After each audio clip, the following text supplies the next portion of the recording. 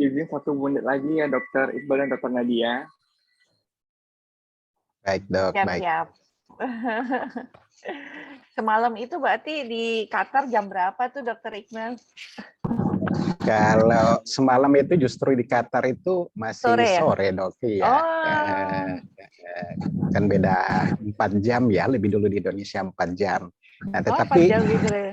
Iya, tapi teman-teman yang nggak bisa ikut itu yang dari Australia. Jadi memang kita pilih waktunya.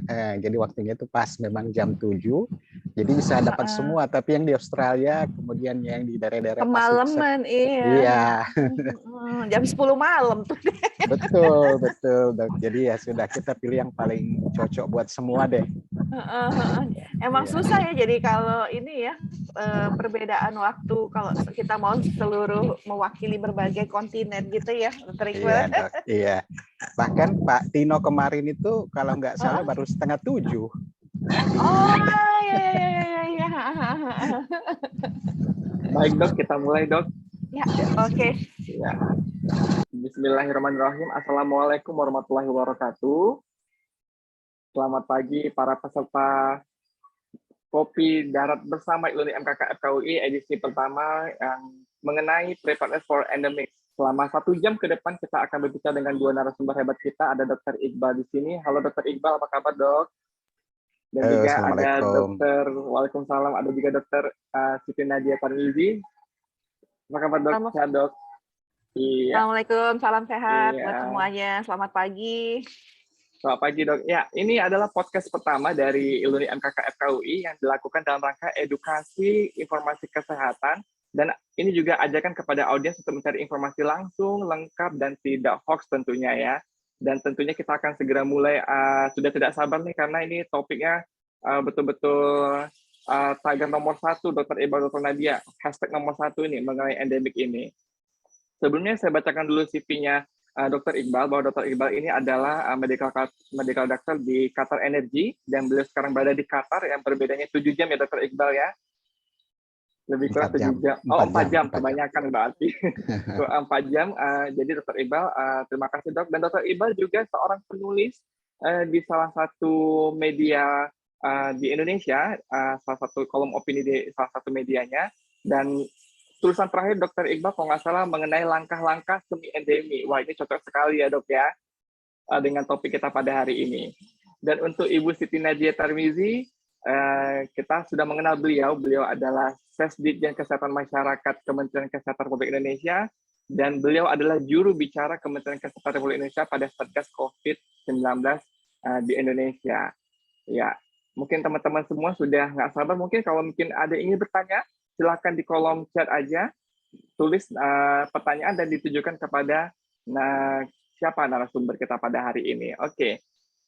Kita mulai dok, ini kayak semacam kuis jadi acaranya ya. Sebenarnya kita hanya chit-chat biasa dok. Oke. Untuk Dr. Nadia nih, teman-teman juga pengen tahu nih bagaimana tren dan progres COVID-19 secara nasional di Indonesia dok. Silahkan dok.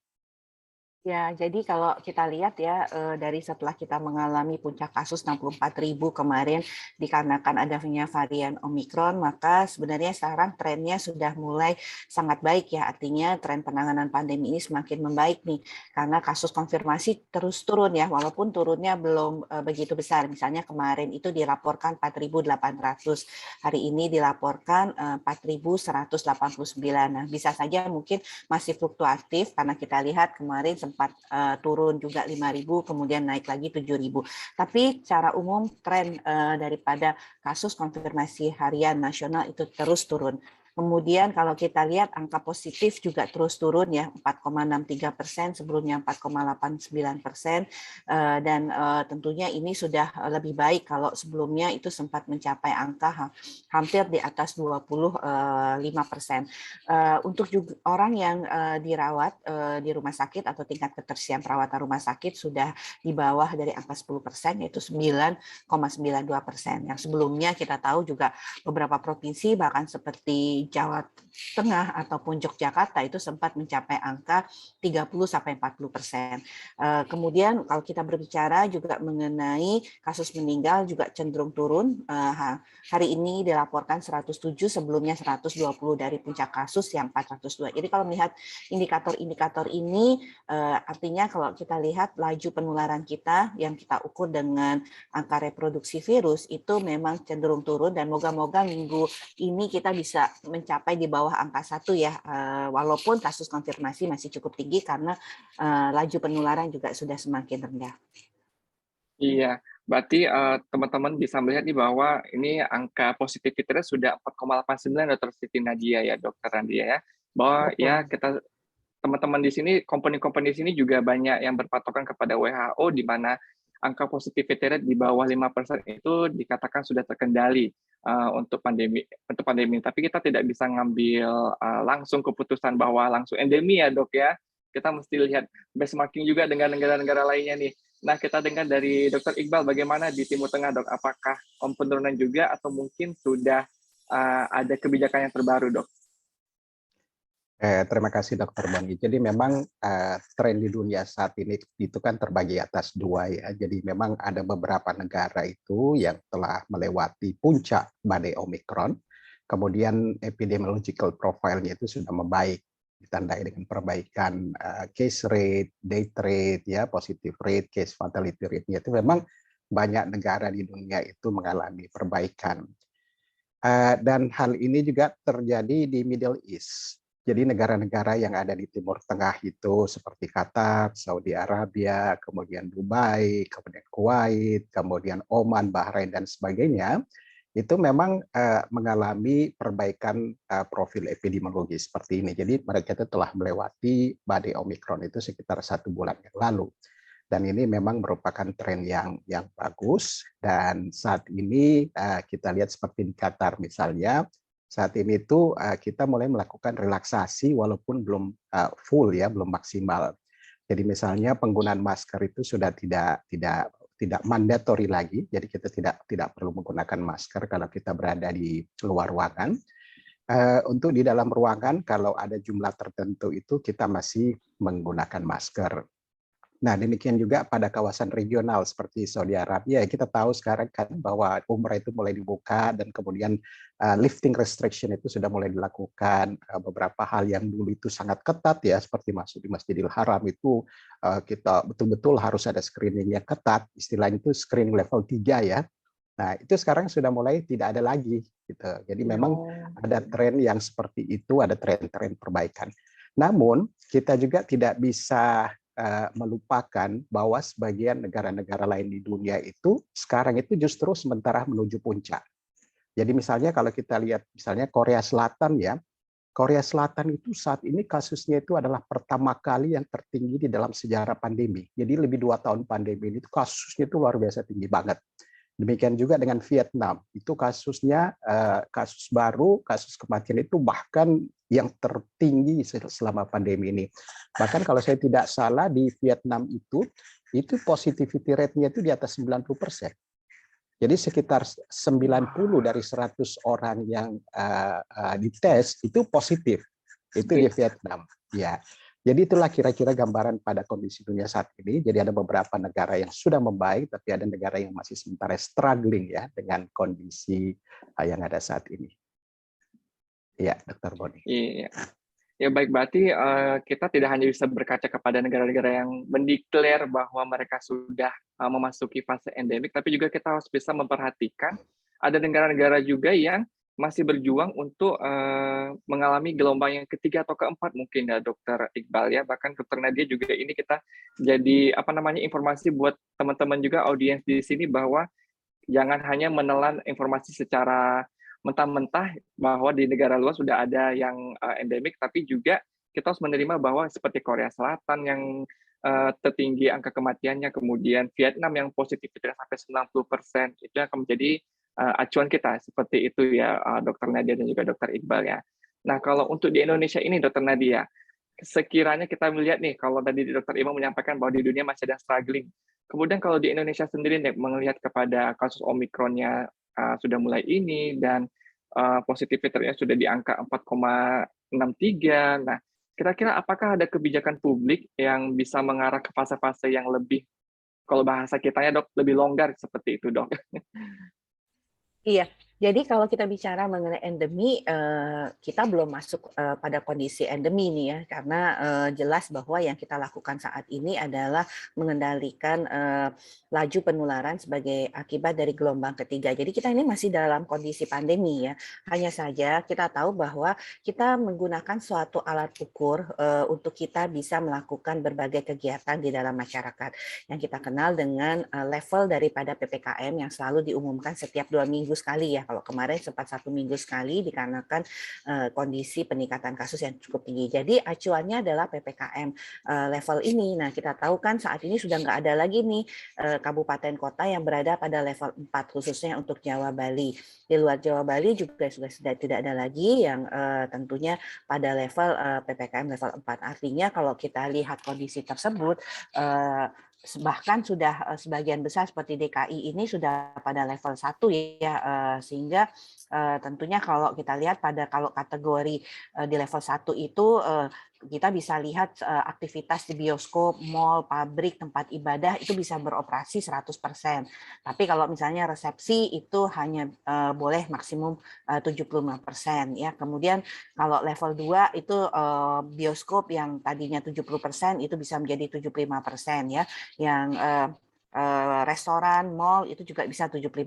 Nah, di sektor esensial itu seperti keuangan, pasar modal, teknologi informasi, perhotelan itu juga 100% ya kalau kita lihat. Dan di sektor non esensial juga bisa melakukan pekerjaan artinya WFO itu 100%. Nah, jadi kalau kita lihat walaupun demikian kita masih ada pembatasan ya. Pembatasan itu artinya seperti misalnya jam pembukaan daripada mal itu kita batasi sampai dengan jam 22. Kenapa?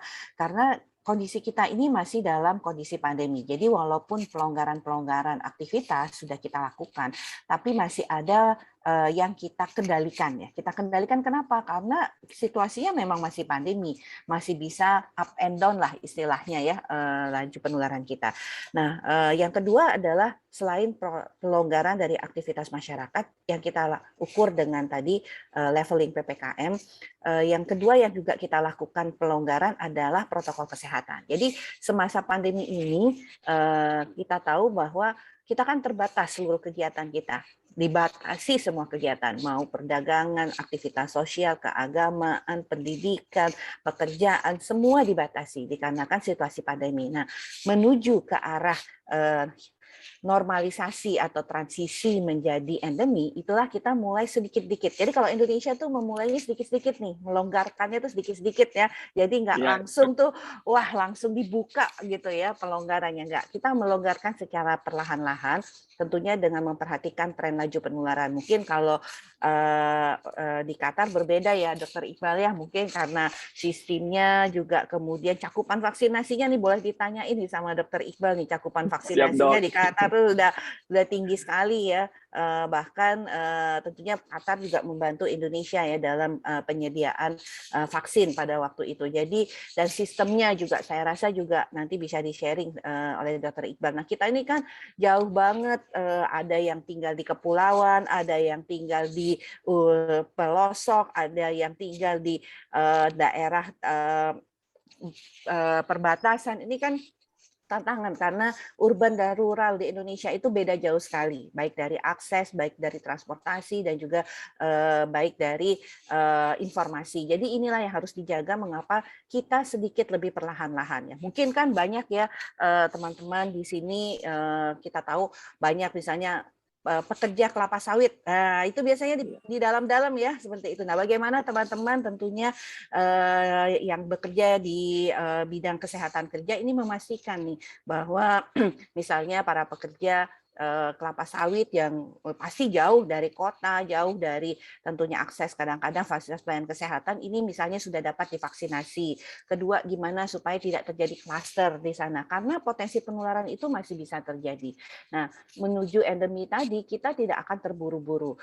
Kalau tadi di Qatar dikatakan sudah boleh buka masker, nah Indonesia tidak memilih untuk membuka masker dulu. Kenapa? Karena cakupan vaksinasinya belum sampai 70% dari masyarakat. Jadi kalau kita ukur dari total populasi, kita itu baru 58% mendapatkan vaksinasi secara dosis lengkap. Nah, ini harus kita kejar.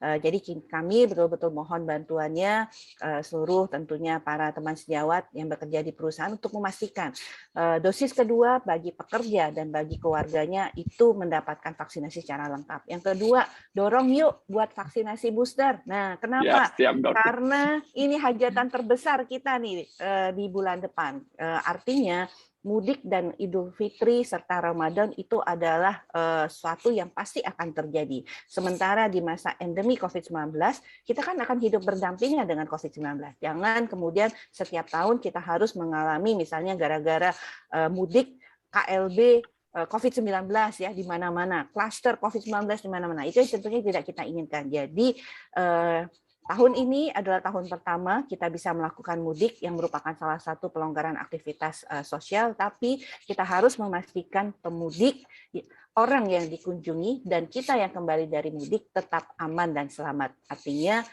kasus tetap terkendali. Iya, baik. Ini adalah informasi yang cukup informatif sekali, Dr. Nadia, bahwa di mana kita Indonesia melakukan pelonggaran itu secara bertahap-tahap sambil menunggu cakupan vaksinasi 70% ya, Dok ya. Saat ini posisi vaksin kita cakupannya di 58%, masih PR kita bersama. Terima kasih, Dok, buat dokter di kesehatan kerja, kedokteran kerja ini, bahwa untuk bisa mendorong pekerja-pekerjanya untuk melakukan vaksinasi booster ya, Dok ya, untuk dia dan keluarganya.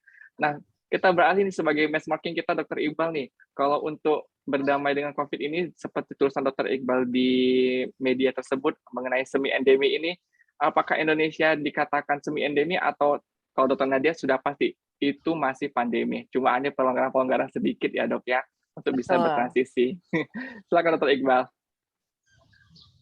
Sebenarnya ya hingga saat ini tuh belum ada satupun negara di dunia itu yang berani mendeklar bahwa mereka itu telah masuk kepada status endemi. Itu belum ada ya. Walaupun mereka menggunakan bahasa yang lebih lunak gitu ya, kita hidup berdampingan dengan virus gitu ya. Kecuali ada satu negara itu Portugal. Jadi Portugal itu presidennya itu beberapa waktu lalu itu sempat mendeklar bahwa negara kami sudah masuk endemi gitu. Tetapi kemudian ini dibantah oleh para ahlinya. Jadi yang pertama saya kira konsep yang harus kita pegang hingga saat ini itu belum ada satu negara pun di dunia itu yang telah masuk status endemi. Dan penentuan endemi itu kan tidak bisa secara ujuk-ujuk ya. Jadi kita tidak bisa langsung menentukan karena kasus itu turun kita langsung sebutkan langsung masuk endemi, itu nggak bisa. Itu ada aturan-aturan yang dibuat WHO.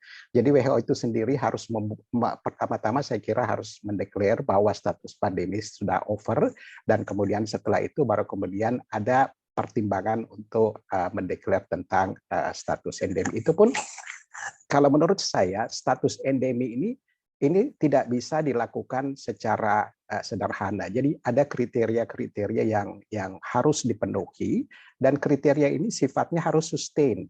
Jadi bukan kriteria yang terjadi hanya secara temporer. Jadi misalnya katakanlah positive rate-nya berapa, case fatality rate-nya berapa, kemudian death rate-nya berapa, itu semua memang harus terukur ya, terindikasi dengan jelas sebelum sebuah negara itu berani mengatakan bahwa kita ini masuk pada fase endemi. Jadi tidak bisa hanya karena adanya perbaikan temporer kemudian kita mendeklar bahwa kita ini endemi. Kenapa ini sangat penting? Perubahan status ini kenapa sangat penting? Karena yang pertama, perubahan status itu terkait dengan kebijakan nasional. Kalau misalnya kita tiba-tiba merubah status dari pandemi menjadi endemi, maka outbreak yang ada, wabah yang ada ini dianggap bukan lagi merupakan krisis. Itu jelas. Jadi secara automatically itu akan ada penurunan pendanaan, akan ada penurunan resource allocation, akan ada penurunan mobilitas nasional dan sebagainya. Karena statusnya itu sudah bukan lagi status krisis. Ini yang pertama. Kemudian yang kedua, yang tidak kalah pentingnya yang harus kita jaga, ketika kita merubah status dari pandemi menjadi endemi, kita itu merubah state of mind masyarakat. Gitu. Jadi masyarakat itu akan menganggap, wah ini kan kita sudah endemi, masyarakat itu kan nggak tahu ya bahwa sebenarnya endemi itu bukan berarti bahwa virus ini sudah kita kendalikan, enggak. Banyak yang menganggap bahwa endemi itu adalah wabah yang lunak gitu ya, dianggap sebagai benign outbreak gitu. Karena itu banyak orang segera minta ayo kita cepat endemi gitu, diharapkan dengan endemi itu mereka menganggap kasus nggak ada lagi, mereka bisa menggunakan tidak menggunakan masker dan sebagainya. Padahal kasus endemi itu sebenarnya menunjukkan kepada kita bahwa virus ini akan tetap hidup dalam waktu yang lama, bahkan selamanya mungkin dengan kita gitu kan. Nah, seperti kalau kita lihat misalnya banyak outbreak endemi, misalnya kalau kita lihat malaria itu endemi loh. Malaria itu endemi. Setiap tahun itu sekitar 250 juta orang terinfeksi malaria dan ratusan ribu bahkan jutaan orang meninggal karena malaria ini. Nah, ini memberikan pesan bahwa sebenarnya status endemi itu bukan status yang kaleng-kaleng gitu. Bukan sesuatu yang kita harus anggap, nggak apa-apa deh, understand, kita bisa doing everything gitu kan.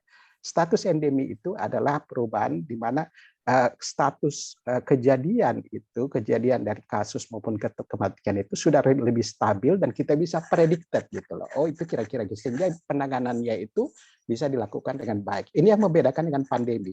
Kalau pandemi kan kita shocking ya, jadi melihat angka kasus yang tinggi, angka kematian, kita itu shocking, kita itu panik gitu loh. Tapi pada status endemi, masyarakat itu sudah mulai berada pada tolerable level gitu. Dia bisa menerima kondisi itu. Kira-kira sama dengan kecelakaan lalu lintas ya. Kecelakaan lalu lintas kan terjadi tiap hari ya, banyak jumlahnya itu bahkan banyak. Tetapi kita itu tidak shocking lagi melihat kejadian itu. Nah, itu akan terjadi pada endemi.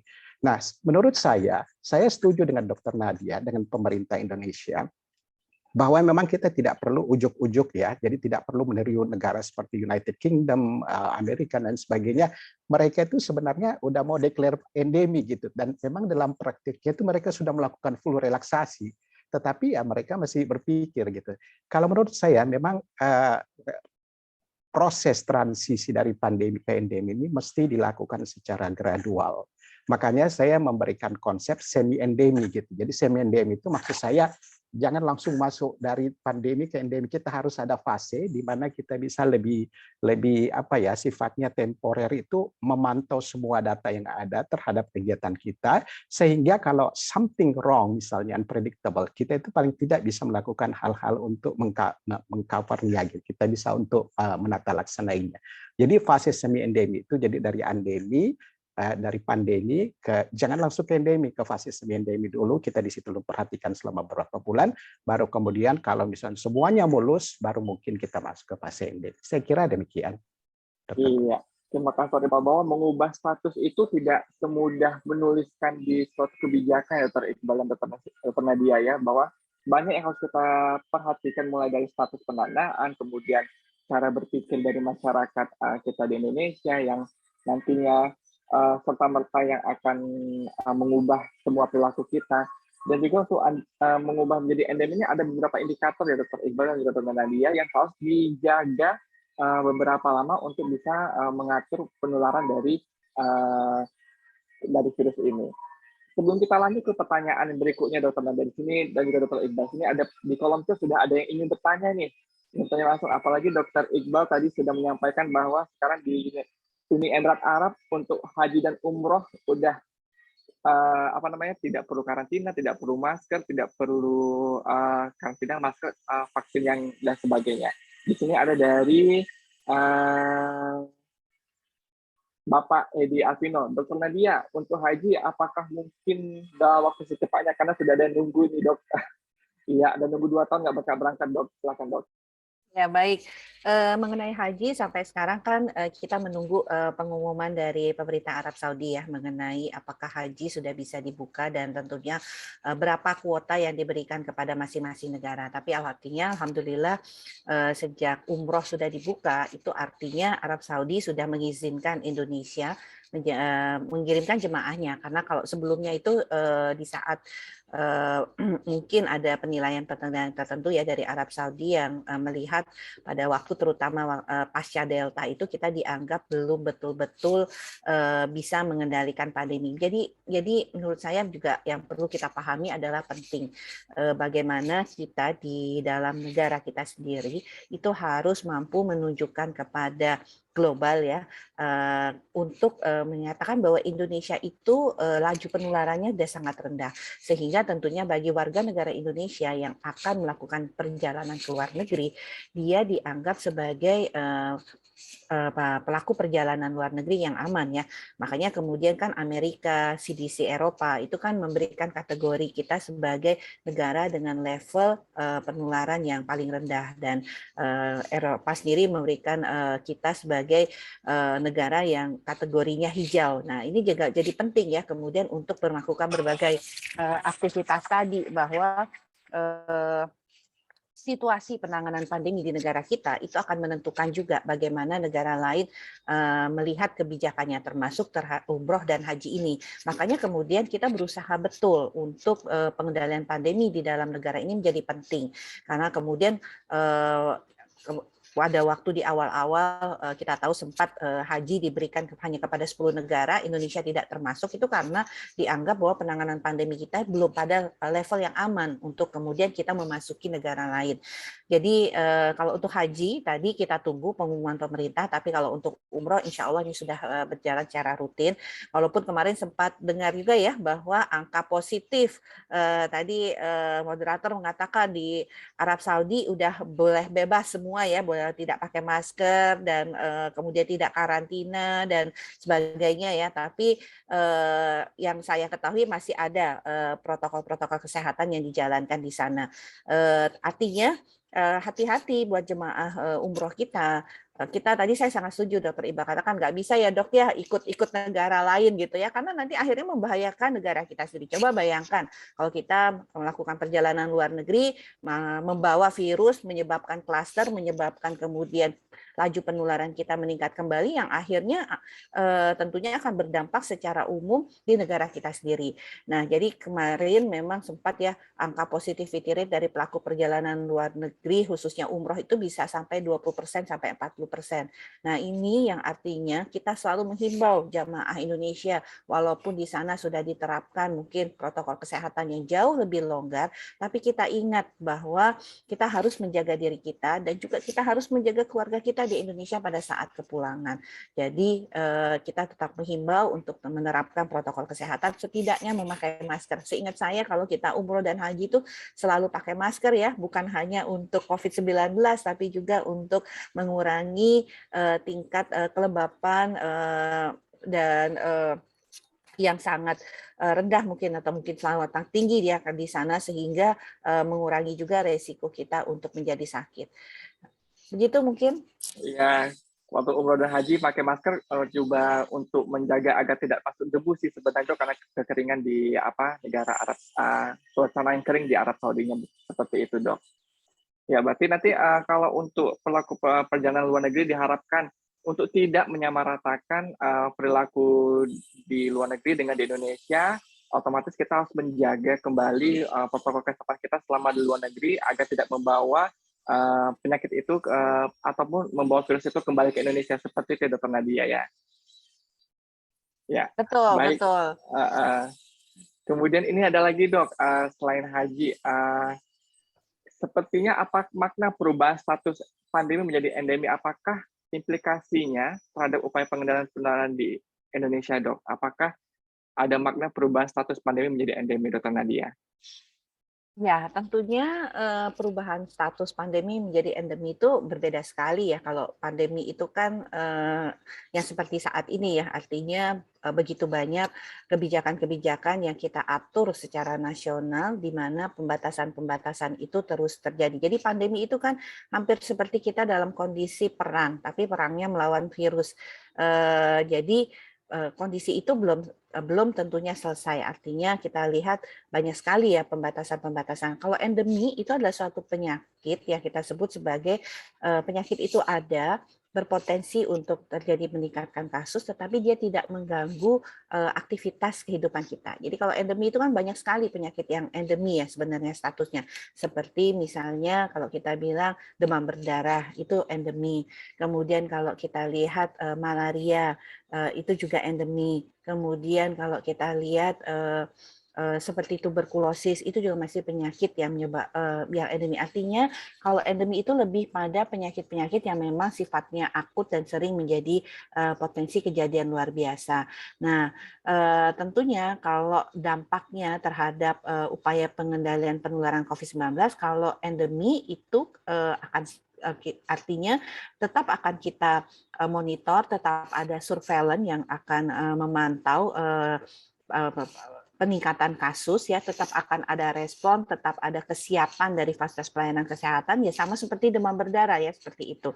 Hanya saja mungkin untuk yang berbeda adalah pembiayaan, karena kalau pandemi sesuai dengan peraturan presiden menjadi tanggung jawab pemerintah. Nah, nanti ke depan kalau situasi endemi ini akan kembali menjadi upaya kuratif, dan kalau upaya kuratif itu artinya akan kembali pada sistem pembiayaan kesehatan yang ada, baik itu menggunakan jaminan kesehatan nasional ataupun menggunakan jaminan kesehatan lainnya. Ya. Baik, dengan Mbak Ati, pelan dan secara pelan-pelan jaminan kesehatan pun akan berubah ya Dokter Nadia ya, nantinya ya Dok, akan dijamin oleh BPJS Kesehatan, Jaminan Kesehatan Nasional. Iya, Betul, seperti pembiayaannya itu. ya menjadi Pembiayaan berubah. Ya, yang menjadi pembiayaannya berubah. berubah. Ya, tapi kalau nanti misalnya terjadi peningkatan kasus di suatu daerah, misalnya seperti demam berdarah ya. Demam berdarah kalau kemudian dinyatakan KLB, itu pemerintah daerah, kabupaten, kota akan mengeluarkan anggaran ya untuk penanganannya. Tapi pembiayaan untuk pengobatannya itu mengikuti pembiayaan yang ada. Ya, baik Dok. Terima kasih. Cukup jelas sekali Dok. Ya, kita kembali lagi Dok untuk berbincang-bincang. Ini berita endemik ini sudah sampai ke perusahaan-perusahaan atau company-company yang ada di Indonesia, terutama di Jakarta Dok, karena ini topik yang dipilih karena request-nya banyak sekali peminatnya Dr. Nadia.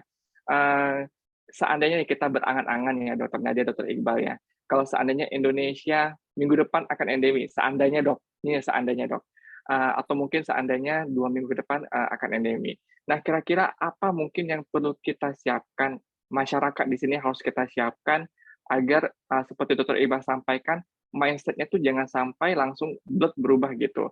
Nah, kira-kira apa yang perlu kita siapkan, kita kolaborasi bersama agar kita tetap menjaga dari pandemi menjadi endemi ini tidak serta-merta melupakan segalanya. Mungkin Dr. Nadia bisa bantu untuk menyampaikan kepada audiens di sini, Dok.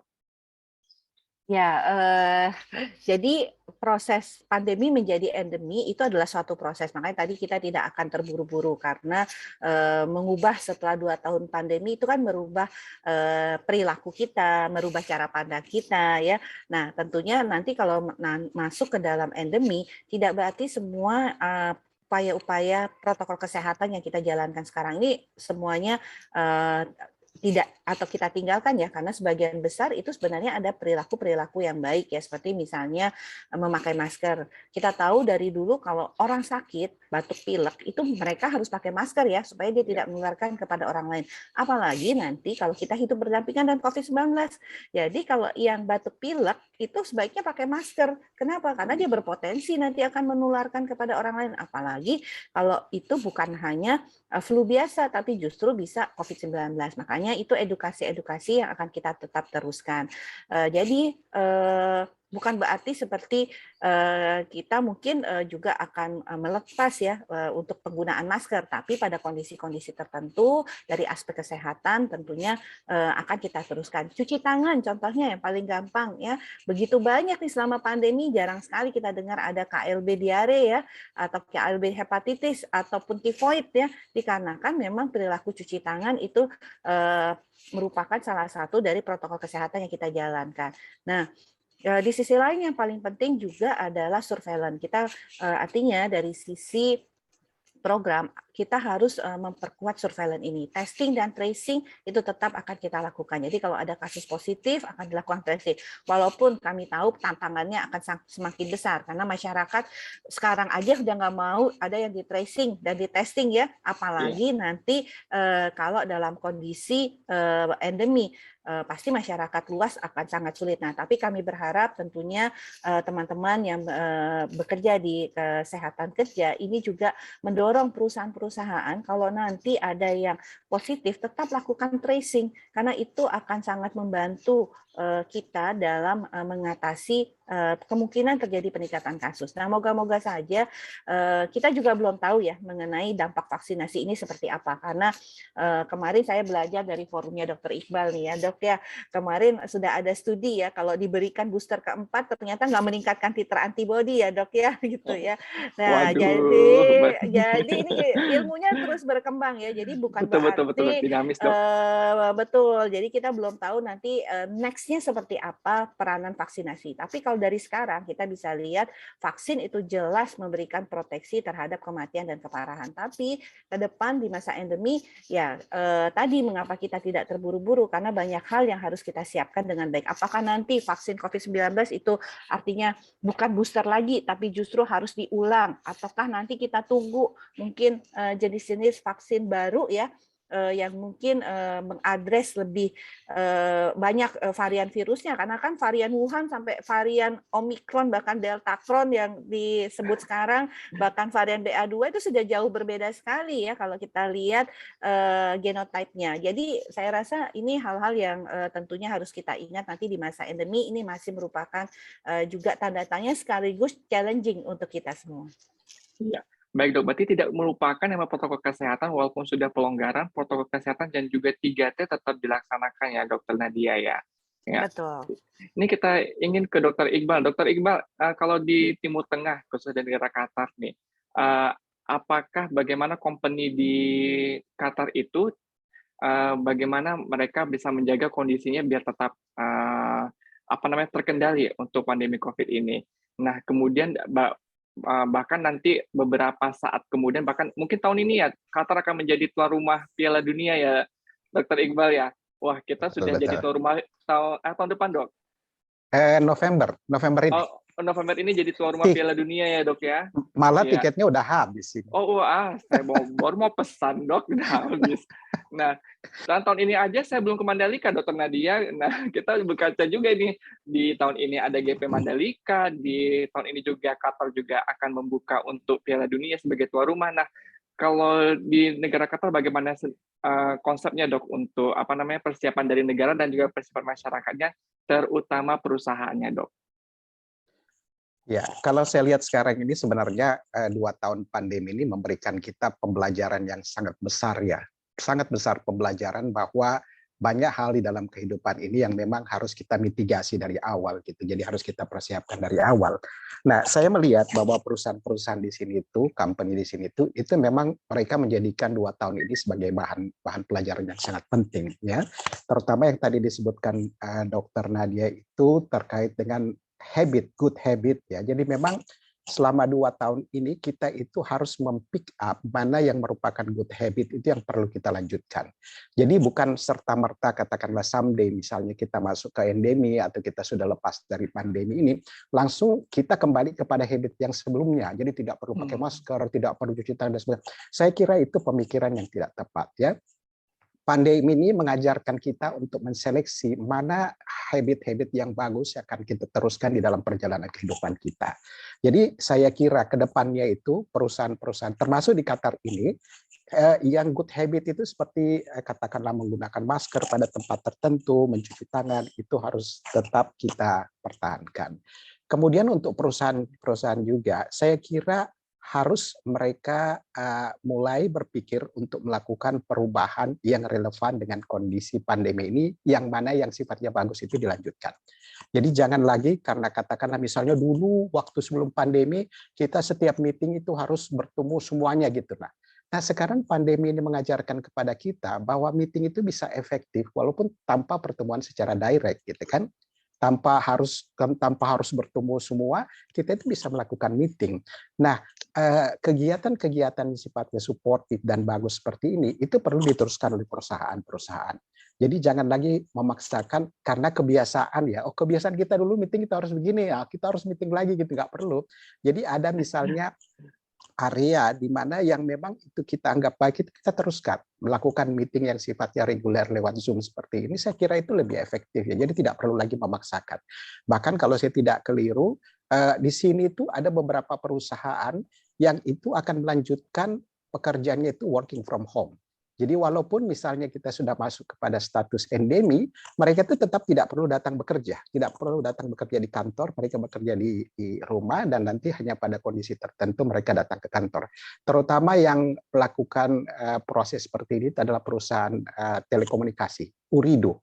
Jadi Ooredoo itu sudah menetapkan bahwa kita nanti akan melakukan work from home certain proportion. Jadi proporsi tertentu dari karyawannya itu nggak perlu lagi kayak dulu datang ke kantor tiap hari, nggak perlu. Jadi mereka melakukan proses restratifikasi pekerja, kemudian menentukan ini nggak perlu dia datang ke kantor, cukup dari rumah. Nah, kemudian saya kira yang tidak kalah pentingnya bagi perusahaan itu adalah hal-hal yang sudah baik yang kita lakukan. Itu jangan kita berubah lagi. Jadi misalnya saat ini ya saya berikan contoh di klinik-klinik atau di rumah sakit itu kan mereka sudah memasang barrier ya, jadi barrier antara pasien dengan karyawan saat mendaftar. Ini nggak usah dibongkar lagi. Jangan misalnya setelah pandemi itu barrier kaca kita bongkar, itu nggak perlu. Semua yang sudah sifatnya bagus itu tetap aja dilanjutkan. Ventilasi yang udah terbuka itu dilanjutkan. Jadi kita memilah yang mana sifatnya kondusif dan tidak akan mengganggu efektivitas kerja, efisiensi kerja, itu nggak usah dirubah, kita tetap lanjutkan gitu. Karena itu kan bermanfaat. Jadi pandemi ini mengajarkan kita untuk memetik beberapa hal yang bermanfaat untuk kita lanjutkan dalam perjalanan kita selanjutnya. Jangan karena kita berubah status, kita mau kembali kepada traditional way gitu ya, kita kembali ke zaman Bahe Ula gitu ya. Saya kira jangan seperti itu. Dan mungkin yang tidak kalah pentingnya, the World Bank itu kan membuat beberapa skenario tentang akhir dari pandemi ini. Jadi ada yang disebut sebagai eradikasi, ada yang disebut sebagai eliminasi, ada yang disebut sebagai endemi. Kalaupun endemi itu modelnya itu kira-kira kayak bagaimana? Karena kan ada endemi itu kan macam-macam ya. Ada yang endeminya itu kayak HIV virus, ada yang endeminya itu kayak MERS atau Ebola dan sebagainya. Nah, The World Bank itu memprediksi bahwa ending kita nanti ini itu akan menyerupai flu influenza ya, di mana pada flu influenza nanti ini kita itu kemungkinan besar itu akan membutuhkan regular vaccination. Jadi kemungkinan akan ada vaksinasi tahunan, misalnya setiap tahun atau setiap mungkin 1,5 tahun atau setiap 2 tahun, kita itu akan melakukan vaksinasi. Nah, mungkin ini yang harus dipahami oleh para pekerja, bahwa vaksinasi tahunan ini merupakan salah satu upaya bagi kita untuk terus mempertahankan diri kita dari kemungkinan munculnya penyakit COVID ke depan. Jadi ini yang perlu dilakukan perusahaan, mempertahankan habit yang baik, kemudian hal-hal yang sifatnya tidak mengganggu efisiensi dan efektivitas pekerja itu diteruskan, dan jangan lupa melakukan regular vaksinasi kalau ini memang telah diputuskan. Ya, saya kira demikian. Iya. Baik dok, berarti dengan kata lain pandemi ini selama 2 tahun ini mengajarkan kepada kita mana yang perilaku yang kurang baik, mana yang perilaku yang tidak baik, atau bahasa Inggrisnya adalah good habit and bad habit, dan diharapkan bagi perusahaan bisa mempertahankan good habit-nya itu ya dok ya. Beberapa perusahaan di Indonesia atau beberapa company di Indonesia ada menggunakan protokol di mana setiap habis pulang rapat langsung antigen untuk bisa dapat bertugas di kantornya kembali. Itu salah satu good habit yang mungkin kiranya akan tetap dipertahankan. Kemudian untuk di pelayanan-pelayanan yang memakai barrier, kalau emang itu bagus dan juga menekan laju penularan, mungkin kita bisa terapkan dan kita tetapkan ya dok ya, jangan sampai kita betul-betul lost control lagi dok, sehingga nanti menimbulkan kerugian juga untuk perusahaan tersebut dok. Nah, kalau untuk Dr. Iqbal ini, kira-kira dok, kalau misalnya apakah ada skenario-skenario mungkin untuk perusahaan yang tetap bisa dilaksanakan sebagai bentuk mitigasi apabila terjadi lonjakan lagi dok, atau mungkin endemi ini hanya sebagai titik sementara, ternyata skenario terburuknya ternyata tetap lagi di pandemi itu, bagaimana dok mitigasinya dok? Silakan dok. Nah, ini sebenarnya yang harus dibuat oleh setiap perusahaan. Memang dulu kita itu lacking ya, jadi kita itu lacking mitigation plan. Jadi kita tidak punya mitigasi plan kalau misalnya tiba-tiba terjadi hal seperti ini. Tetapi pandemi ini mengajarkan kepada kita bahwa sebenarnya perusahaan itu sudah dari awal itu sudah punya mitigation plan. Apa yang akan dilakukan kalau misalnya hal ini terjadi, kemudian dia memiliki plan yang berbeda. Jadi plan A, plan B, plan C. Dan semua ini harus melibatkan komponen yang ada di dalam perusahaan. Misalnya kita berikan contoh ya, misalnya pada perusahaan oil dan gas industri ya, mereka kan memiliki pekerja yang bekerja di lepas pantai ya, istilahnya offshore worker ya. Offshore worker ini itu kan mereka bekerja di lepas pantai itu dalam waktu yang lama. Jadi kadang-kadang schedule-nya itu ada 7-7, ada 14-14, ada yang sampai 30-30. Jadi mereka tinggal di lepas pantai itu selama 7 hari, kemudian balik ke daratan 7 hari, ada yang 14 hari, 14 hari, ada yang 1 bulan, 1 bulan. Nah, mereka sudah harus membuat mitigation plan. Kalau misalnya tiba-tiba terjadi COVID lagi, ini apa yang kita lakukan dengan pekerja ini? Apakah kita tetap melakukan schedule yang sama, 7-7, atau kita melakukan extension of the schedule? Jadi misalnya katakanlah pekerja itu kita tempatkan di sana selama 1 bulan, jadi kita rubah dari 7-7 itu menjadi 14-14 atau 30-30. Kenapa? Ini untuk mengurangi turnover, jadi mengurangi perpindahan yang berpotensi untuk menimbulkan pemberatan pandemi ini. Dan ini harus dibicarakan pada semua unit. Semua unit di dalam perusahaan itu harus sitting together, discuss together. Kalau misalnya ke depannya kita menghadapi kondisi seperti ini, apa yang kita hadapi dari unit ini? Apa yang kita hadapi dari unit ini? Pada tingkat manajemen, apa yang mereka lakukan? Pada tingkat unit, apa yang mereka lakukan? Dan semua mitigasi ini harus diformalisasi, harus dibuat dalam draft yang disetujui oleh CEO. Dan semua harus paham terhadap ini. Jadi kira-kira semacam kalau kita melakukan kegiatan ACLS ya. Jadi semua tim itu sudah tahu dan mengantisipasi apa yang dilakukan setelah ini. Kalau ada orang kolaps, yang ini melakukan ini, yang ini melakukan ini, yang melakukan, dan ini harus disiapkan, disetujui dan dipahami oleh semua karyawan. Semua karyawan harus tahu bahwa kalau ada kondisi seperti ini yang kita lakukan. Ini yang disebut sebagai universal mitigation plan. Kita tahu apa yang kita lakukan dan itu nanti plan-nya itu jangan hanya satu, jadi harus ada opsi-opsi ya, plan A, plan B, plan C. Nah, dengan ini saya kira insya Allah kita akan lebih bisa mengantisipasi kalau misalnya gelombang-gelombang pandemi yang lain, ya bukan cuma COVID, itu terjadi pada kita. Kita punya mitigation plan, yang ini kita tidak punya sebelumnya. Ya, saya kira itu, Dok. Iya, baik. Wah, berarti selama 2 tahun ini perusahaan-perusahaan kita memang harus dikuatkan lagi ya dok ya mengenai mitigasinya. Apalagi Dr. Iqbal telah menyampaikan adanya universal mitigation plan, di mana semua unit harus tahu job desk masing-masing terkait dengan mitigasi ini ya Dr. Iqbal ya. Ya, tadi Dr. Iqbal juga Dr. Nadia telah menyampaikan bahwa ada penelitian bahwa pemberian vaksin keempat tidak memberikan efek yang signifikan ya dok ya. Nah ini pertanyaan dari kolom chat dok dari Cassiopeia bahwa dosis keempat ini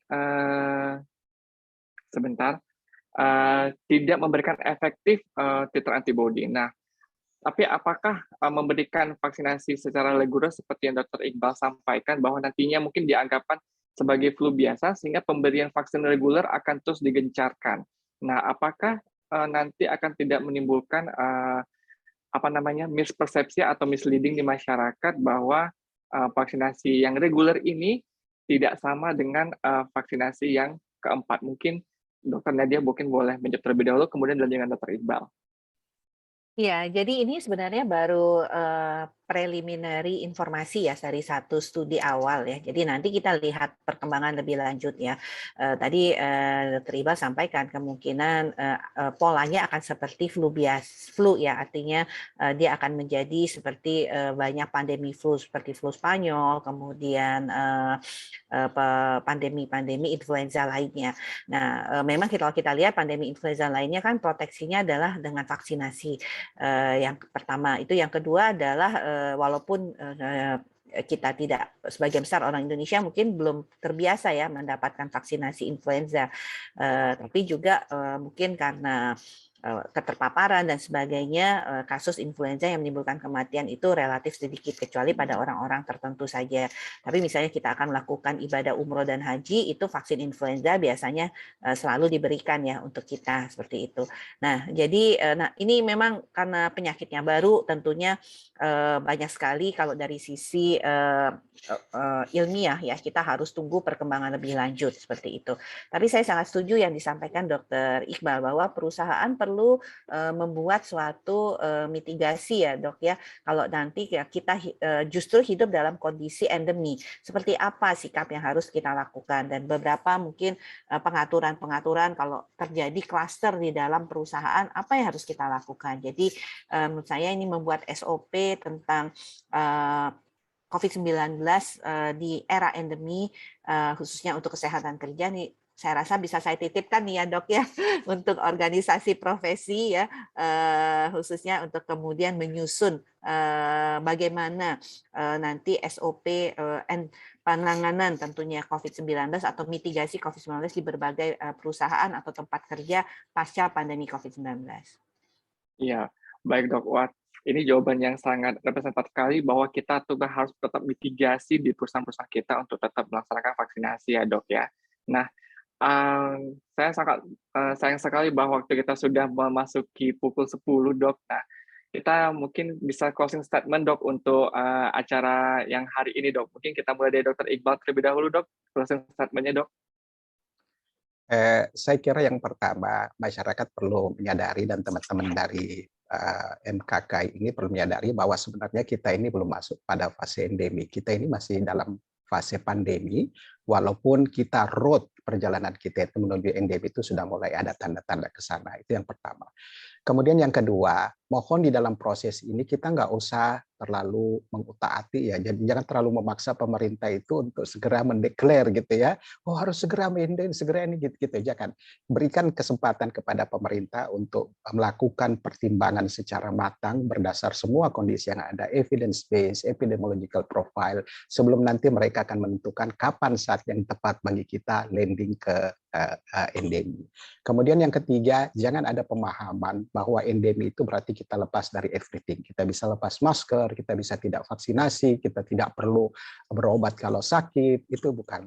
Yang dimaksud endemi itu adalah proses adanya kasus maupun kematian itu lebih bisa kita antisipasi, dan karena itu kita akan tetap melakukan penata laksanaan, tapi mungkin strateginya atau manajemennya itu akan berbeda dengan pandemi. Saya kira itu dari saya. Ya, baik. Terima kasih, Dok. Berarti ada 3 statement, closing statement-nya di mana kita masih belum memasuki fase endemi, karena kita masih di fase pandemi. Yang kedua, kita tidak terlalu mengotak-atik pemerintah, karena kita masih membutuhkan evidence base terkait dengan untuk perubahan atau transisi kepada endemi ini. Dan yang ketiga, jangan kalau sudah endemi, jangan sampai lepas semuanya. Jadi tetap dengan protokol kesehatan terkait dengan tracing-nya. Terakhir, Dr. Nadia, sebagai closing statement, Dr. Nadia. Ya, saya sekaligus juga merespon ya, ada salah satu chat yang menyatakan tentang apakah 70% cakupan vaksinasi itu menjadi satu rasional ya untuk melonggarkan protokol kesehatan. Jadi kembali kami sampaikan cakupan vaksinasi bukan satu-satunya yang menjadi kemudian alasan untuk kita melakukan pelonggaran-pelonggaran ataupun melakukan perubahan-perubahan dalam kebijakan.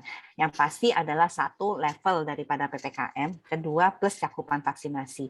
Nah, saya sedikit jelaskan mengapa kemudian kita berusaha untuk 70%, karena secara ilmiah bahwa memang kekebalan kelompok itu terjadi kalau 70% penduduk mendapatkan vaksinasi. Tapi bukan hanya itu saja bahwa kekebalan kelompok itu muncul, kita tahu ada faktor-faktor lain yang dinilai seperti angka kematian, angka hospitalisasi, dan juga kemudian kalau kita lihat angka positivity rate-nya. Jadi serta laju penularan atau reproduksi daripada virus itu. Jadi yang kita sebut munculnya kekebalan kelompok itu terdiri dari beberapa faktor. Salah satu faktornya adalah cakupan vaksinasi.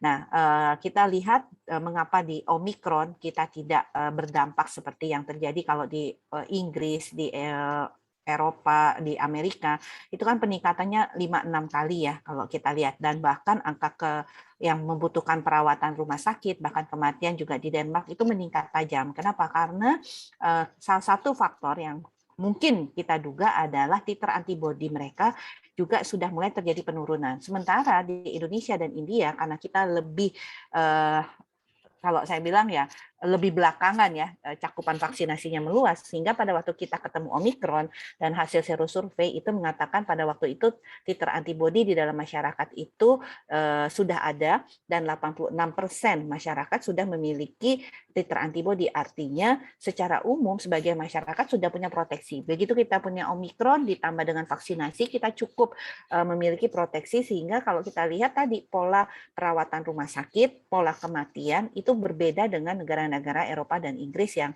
ataupun negara Amerika yang kasus memang tinggi, kita juga tinggi kasusnya, tapi kita tidak berkali-kali lipat. Ingat, Amerika itu kan hampir 4 atau 5 kalinya. Kemudian Inggris juga sama tuh, dari 97.000 menjadi 400.000. Nah, kita pernah diprediksi akan sampai 300.000, tapi kita nggak sampai ke sana. Walaupun diskusi panjang lah mengenai apakah itu terdeteksi atau tidak. Nah, artinya proteksi itu ada, sehingga kita melihat kasus memang tinggi, tapi sebagian besar tidak bergejala atau sakit ringan. Tapi kita bisa buktikan memang tingkat keparahan dan kematian kita tidak setinggi seperti negara-negara lain, yang polanya tingkat kematian dan tingkat keparahan yang membutuhkan perawatan hospitalisasi itu cukup tinggi. Jadi mengapa kemudian alasannya vaksinasi menjadi game changer itu adalah di sana. Itu mungkin sebagai closing, makanya tetap kita dorong, kita mau mudik, kita mau Ramadan, yuk segera booster, dan pastikan di perusahaan-perusahaan, kalau saya boleh titip sebelum mudik atau kegiatan lainnya, kalau boleh dipastikan atau kalau boleh diwajibkan deh para pekerjanya vaksinasi, itu mendapatkan vaksinasi. Ya, betul. Ya. Terima kasih Dr. Nadia buat closing statement-nya bahwa semuanya kita harus vaksinasi booster. Ya, kita telah sampai pada akhir acara kami dari Iluni MKK. Terima kasih sekali pada Dr. Iqbal dan Dr. Siti Nadia atas kesempatan untuk berbincang sebentar pada hari ini. Terima kasih Dr. Iqbal, Dr. Nadia. Kita akan berjumpa lagi di kesempatan berikutnya. Kami dari panitia mohon maaf apabila ada kesan tidak pada tempatnya. Semoga bisa menjadi ilmu buat kita semuanya. Demikian acara Kopi Darat bersama Iluni MKK edisi 1 pada pagi hari ini. Lebih dari saya mohon maaf. Wassalamualaikum warahmatullahi wabarakatuh. Terima kasih Dr. Iqbal, terima kasih Dr. Siti Nadia. Terima kasih Dr. Boni, terima kasih Dr. Siti Nadia. Ketemu lagi nanti insya Allah. Dr. Iqbal, Dr. Boni, terima kasih. Ya. Kita tutup. Ya. Izin pamit ya, izin pamit. Ini masih pagi nih Dr. Iqbal ya, jam 6 pagi. Betul. Habis subuh langsung nih Dr. Iqbal. Langsung Dok. Baik, kita tutup ruangannya. Ya, terima kasih. Kita tutup ruangannya. Terima kasih. Assalamualaikum. Waalaikumsalam. Mari Dr. Boni, makasih. Terima kasih Nadia. Assalamualaikum, mohon pamit. Waalaikumsalam warahmatullahi wabarakatuh.